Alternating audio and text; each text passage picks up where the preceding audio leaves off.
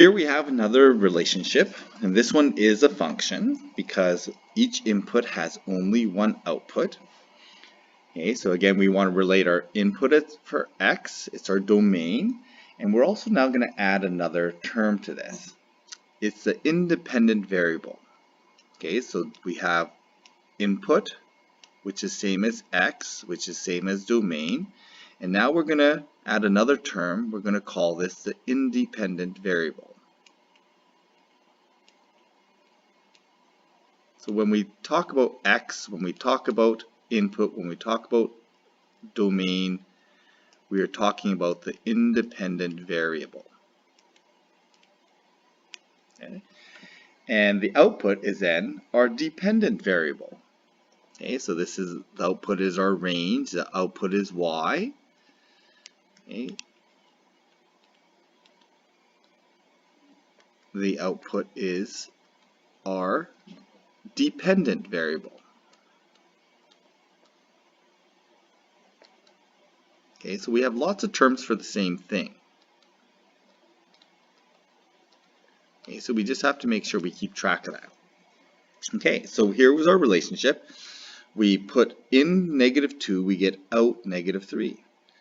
We put in 2, we get out 5. In 5, out 10. In 10, out 21. In 11, out 23. So kind of think about what happened to that input to get the output that is listed in the table. So, did we subtract 1? Well, that doesn't work because that would be subtracting 1, doesn't work here. Okay, did we times by 2? Well, times by 2 doesn't quite work. Times by 2 is -4, right? None of those is going to be times by 2. But what if we times by 2 and added 1?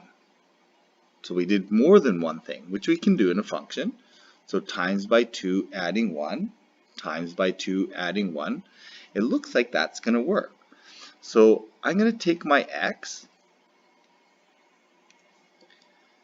and I'm going to times that by 2 and plus 1. I think that's my rule. So I can express my rule as an equation. And I can write it as my output y is going to be calculated by timesing my input by 2 and adding 1. Okay? And I write this as function notation as f of x. When I input x, my output is 2x plus 1. Okay?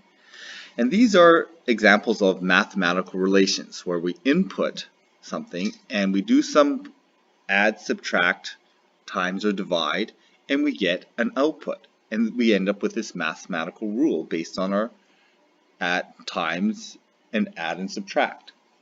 Okay? Now, again, this issue of functions is important because we can have two different inputs and we get the same output. And I'll give you an example of that, but that's okay. So if I have an output y is equal to x squared, I can input a positive into here. Okay, so I can input +3, and my output is 9. I can input a different x, and I can still get the same output. That's okay. This is okay for function.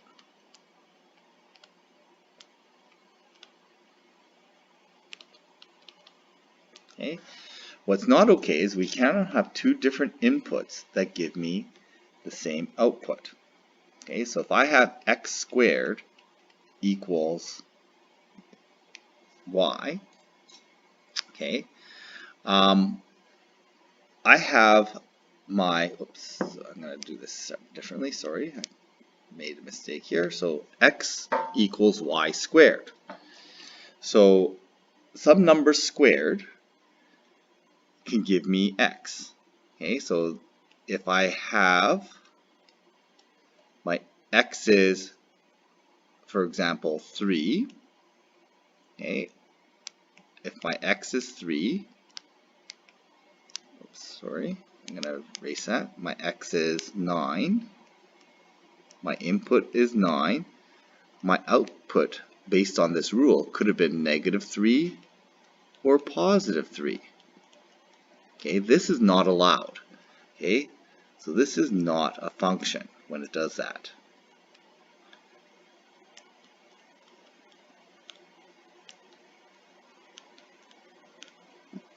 Okay, so here we have these issues of input and outputs. Now we're blending this with function and not function. So we have this kind of flow where it's okay for a function to look like this, but 1 to 2, 2 to 1 is okay, 1 to 2 is not okay.